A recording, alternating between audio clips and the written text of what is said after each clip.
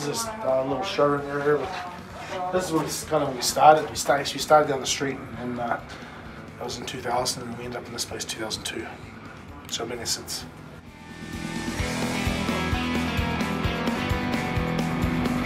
Speed shop. There's some build motors, build bikes, develop parts. My name is Trask. I live here in Phoenix, Arizona. I've been in business 23 years. 2000 we started. And I'm originally from New Zealand. My dad had Harleys my whole life, and he's kind of got me into it. And yeah, shovel heads and stuff, and that's my passion. And my first Harley I got was a 1990 Dyna when I was 17. My first road bike was a 73 Bonnie Drive, 750, oil and frame, right shift. Came over here in '96 to go to motorcycle school. So I'd add an Easy Rider magazine, filled it out, and came over here.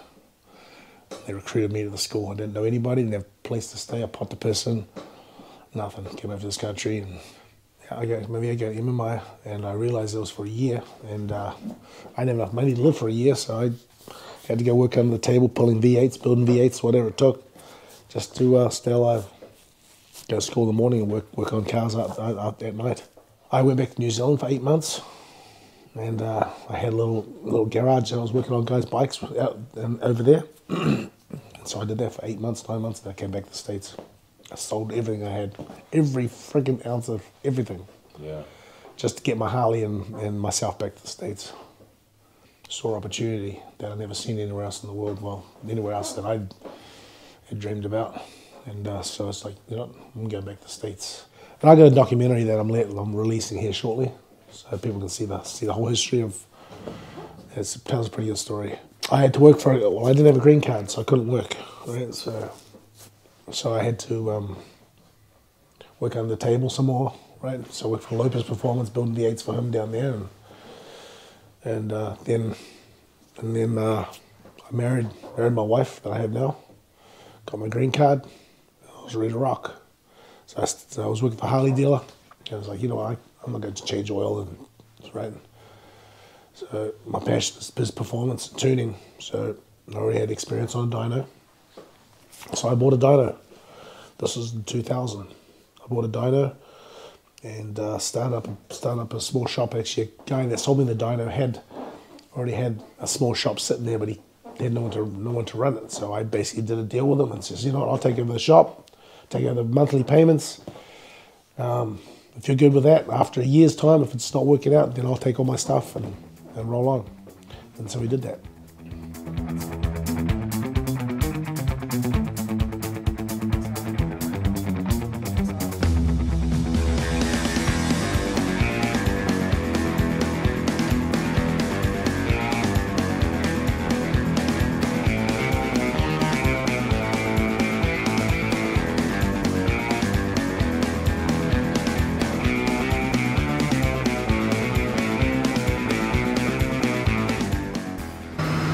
Made our bread and butter was in the dyno. Yeah. Right, so we do our performance tuning, we develop our maps, and all our turbochargers we developed in there.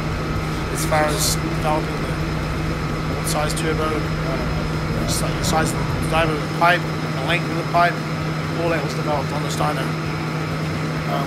We're one of the first companies in Arizona to have a load control dyno.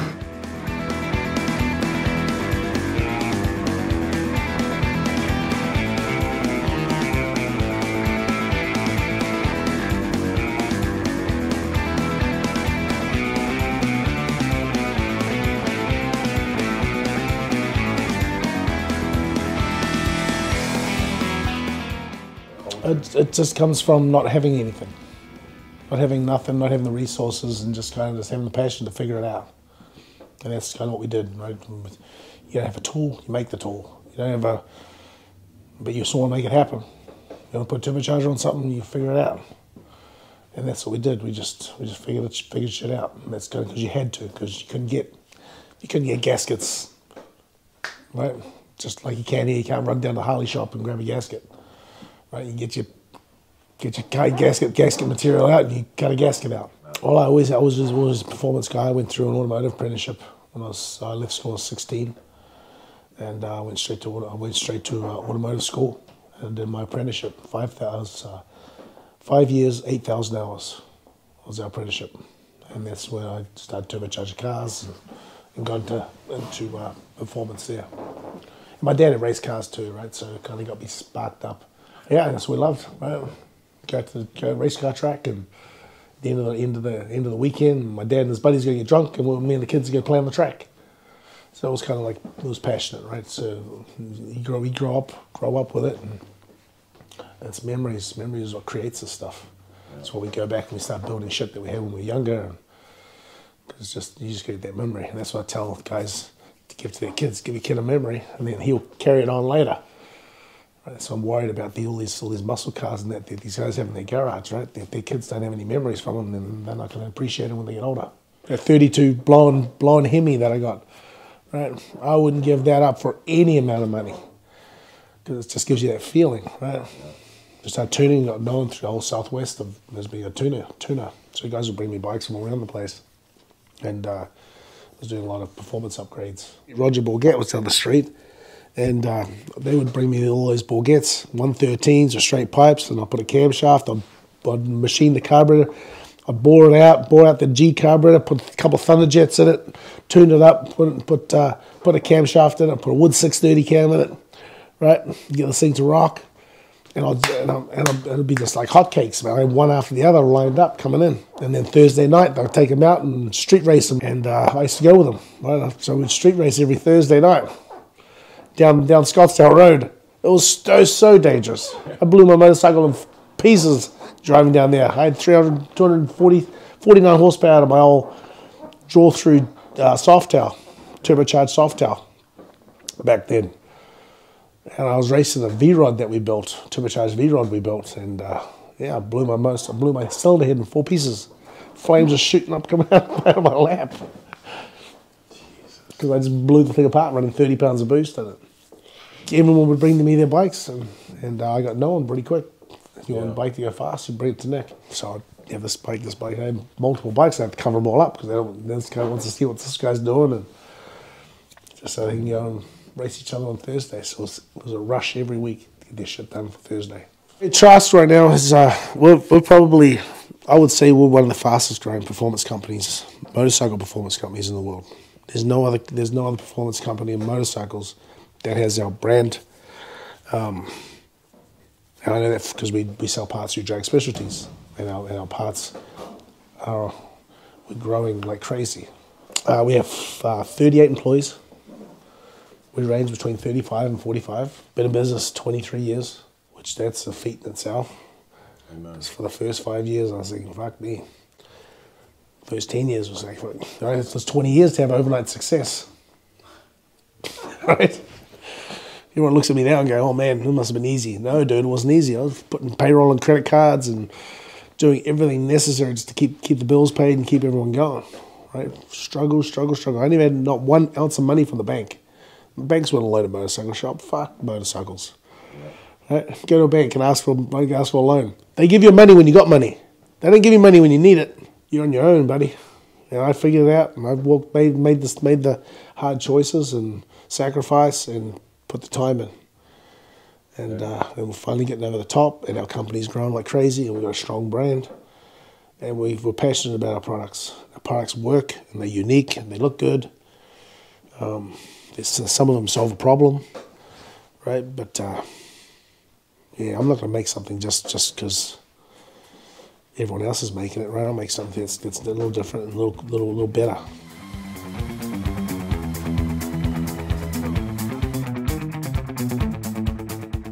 So we've got mock-ups, turbo mock-ups are done in this room here.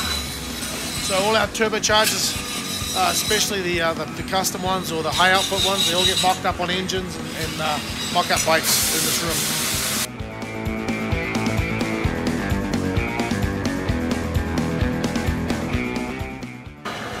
This is one of the bikes that were in the fire. It was a brand new motorcycle, all fully built, and it just needed mirrors put on it. Then we pushed it down to the other building, then building lit on fire. Neighbors burned the fucking down. It was arson, yeah.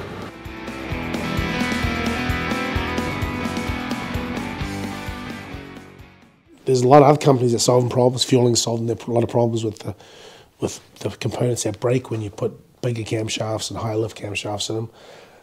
We don't see as many problems with our stuff because when you put turbocharger on it, it smoothens everything out. It's a lot more mild. You don't need the big lift camshafts and the high compression. So we're basically we're putting compression in it, but we're gently putting compression in it. It's not hard hitting like a big compression, high compression motor. So we don't see the problems with the studs breaking off inside the heads, things of that nature. We got into racing. Well, actually, we were one of the first companies to get into it with Rob. It was kind of one of these things where it would be a dream, right? We'll be at a dealer show, can't remember where. Actually, originally, when we first started talking about it, we were at Sturgis. And Rob says, man, it'd be cool to race baggers around the track. I says, you know what, that'd be badass. You know what, I'm in. And there's a couple of guys, they were soft-cocking, right, saying that, yeah, I'm going to do it, but they don't do it, right? Well, that's the challenge, too, trying to make a Harley road race bike, right? We're running like 3 seconds, 4 seconds off of, like, Daytona 200 bikes. 6-8 million views later, right? Went crazy. Almost broke Moto America's page. They got so many hits. Amazing. Way more than their best superbike race ever. Support the industry. Don't fucking run away from it. That's the problem. That's why I have a problem with a lot of these guys, man. That's why I push them hard. And I don't really give a fuck what people think of me and what they say, right? Because I'm gonna do what I think is right, and I'm gonna push the industry. And so. And a lot of them don't want to talk to me because they know I'm gonna pull them out because I want them supported, right? If we don't create excitement for the industry, then our customer goes and buys jet skis. So everyone needs to support it. Everyone needs to get behind it and fucking. Oh, I'm not going to do that because I'm not going to get I'm not going to get personally back what I've got in it. It doesn't matter, man. Look at the big picture. If we all have that mentality, then this industry's gone. So I push like crazy when it comes to that. I hate it when guys go, oh man, I'm not going to get a return on that. It's like, you know what, man? It's not all about a return. Sometimes you got to give first and you got to make it work. Ground zero, man. Fucking ground zero. I'm going to be getting put in the back of a cop car. I had no fucking telephone. I had nothing. My parents didn't know where I was in New Zealand. If I got kicked up in jail, I'll be done. Like, who would even know where to find me? So that was a scary point. It was a bit of a scary time of my life. It was like, you know what? You better make sure that you don't get jammed up with anything because, yeah, fucking no one knew where I was at. Nothing for a few years. It wasn't like you had cell phones back then, right? Call collect. Fucking kids don't even know how to call collect now. No. Ask them to do a collect call. I want to be an advocate on you can do anything you want, and I want to inspire younger people. Because I can. And a lot of kids don't fucking, they don't know. They don't know it's available. Because we looked at US, man, as being on top of the rock.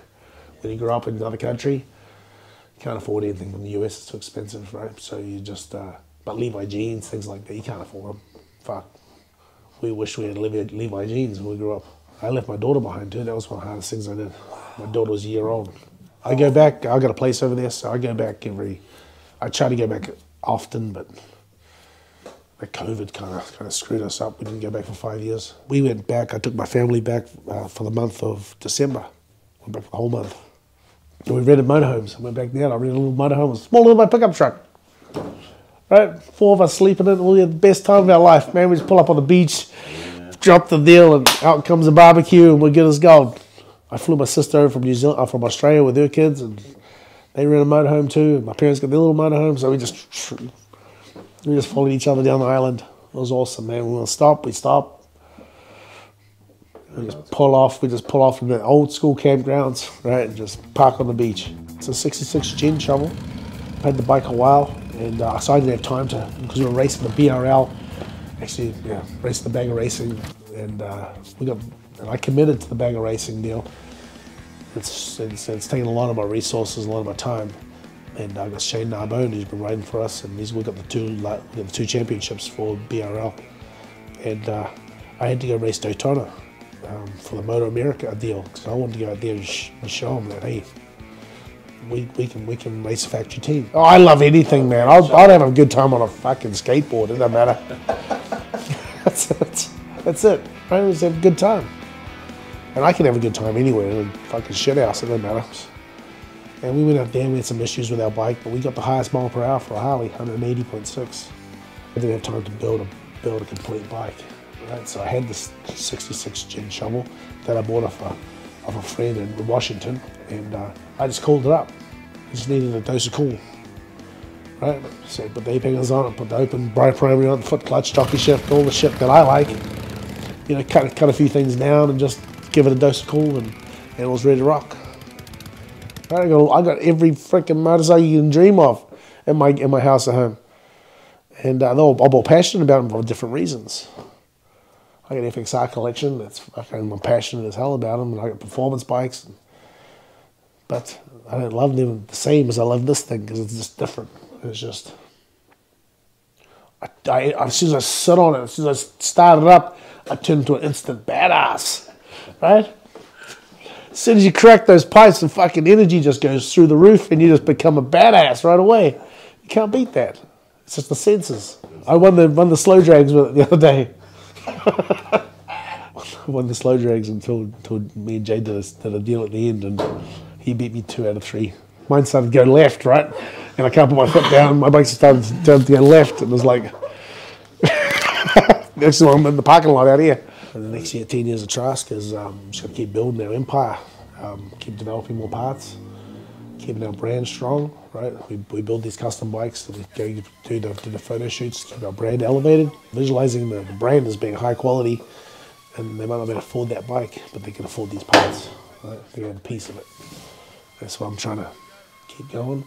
The next 10 years, we're just going to get bigger and bigger. Never satisfied, right? So I look at this now, and I'm like, okay, so what? Where are we going from here? Right? It's not because I'm trying to create any wealth or anything like that. I just have passion for growth. I love seeing things new. I love looking forward to something. Yeah. Right? And if I don't have that, then I get myself in trouble.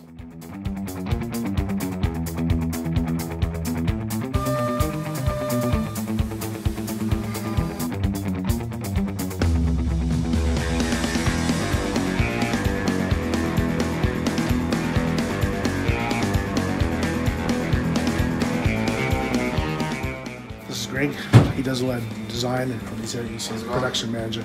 But we'll bring bikes in here, we'll put a rack in here, we'll put up on the rack, we'll run the Faro arm over it, we'll scan the bike, basically put it all digitally in the CAD system, and then we'll design it from there. Design exhaust pipes, everything, like right in CAD.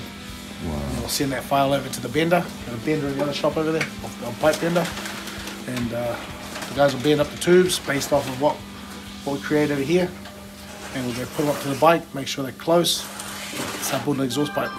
We're building a primary cover for our race bike right now. This is an outer primary cover for our race bike.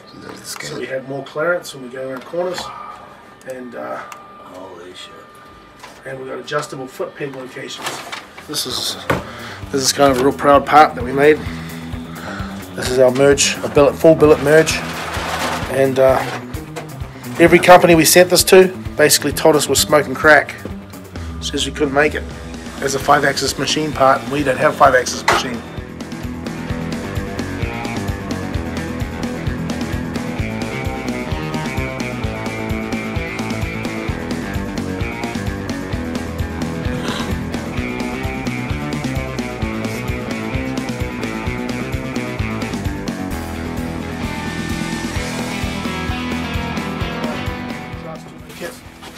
You get all the hardware, vacuum sealed, everything you need to put the kit on. You get detailed instructions, you get a step-by-step walkthrough DVD video.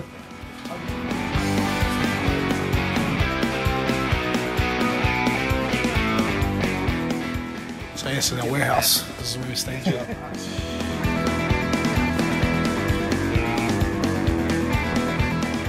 What's in your part? This is a pretty cool part we made for the latest touring bikes. It's full carbon front spoiler, right? With the mesh put in it. It's fully going for the performance bagger, right? It's super light, super badass.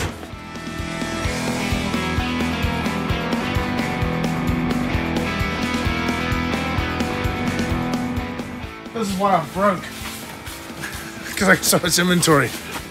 But the shit sells. So when you check bait, all their mate baggers need to have this on it. It relieves the crankcase from excess pressure. We developed it on our race bike. Developed on the race bike.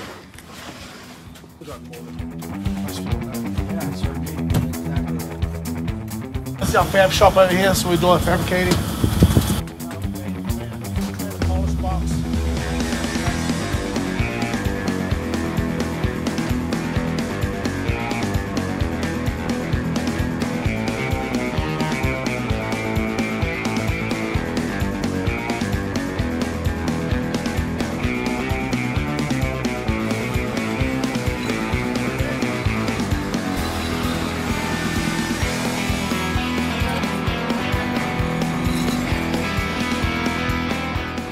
Pipe bender.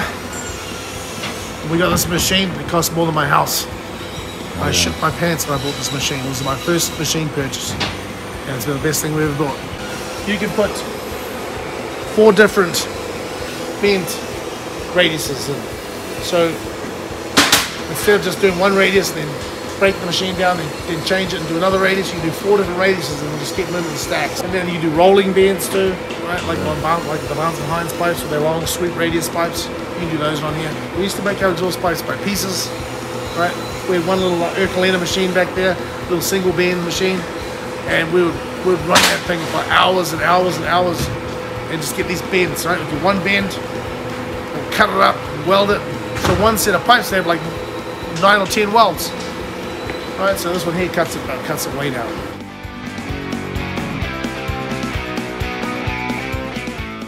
I don't want to deal with TV. After we started doing it, it's a fucking pain in the ass. And I'm like, I won't deal with California. I won't deal with fucking TV. I'm like, fuck them.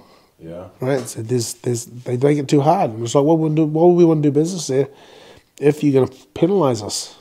There's enough people that appreciate what we do, that want our products, that we don't have to worry about getting an ass load of tickets. And up till now, right? We'll see if it changes. It might change down the road, and I might figure out how to.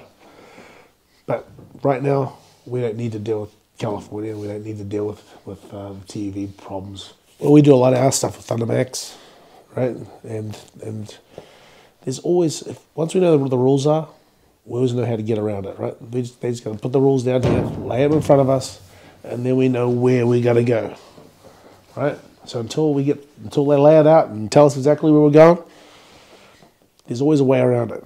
Yeah. And I just need to know where the rules are, where they're going to lay them on the table. We'll figure a maze out, how to get around it. And there's resources, man. We got engineers that we know we can call and figure out a solution to stuff. That's what it is, man. It's not going to be an easy route, but they can't take it all from us. New Zealand is pretty tough. They have warrant of fitnesses that you do every 6 months to a year. So you got to bring your car in there and then they do a warrant of fitness on it. Even Japan's getting harder. Really? Yeah. Japan sell a lot of motorcycles.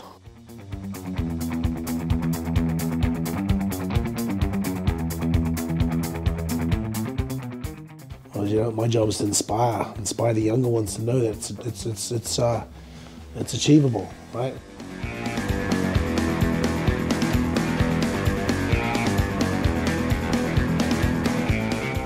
It's like what Alan Ness and all the guys did for us, right? They paved the way for us with custom motorcycles and being able to do what we love doing. We got to tell the younger guys, it's achievable. Don't fucking, it's right here. That's why I did my documentary, so they don't look at me as being some bugger that's some trust fund kid or something, right? So they look at me as that guy because they don't know my history.